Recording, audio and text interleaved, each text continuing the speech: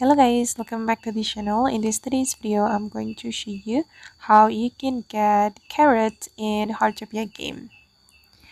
Okay, let's get into it guys. To get carrot, you need to have the carrot seed and you can buy the seed from Blancs as usual.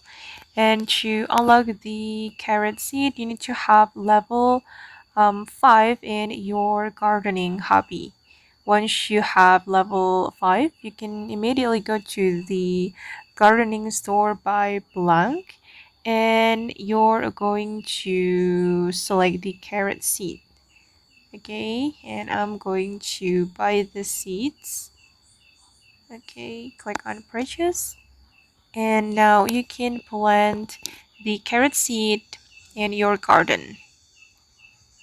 Remember that we can only unlock the carrot seed after we reach level 5 in Heartopia game.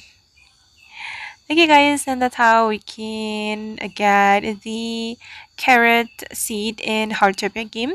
I hope this video will be useful for you. Thank you so much for watching and bye.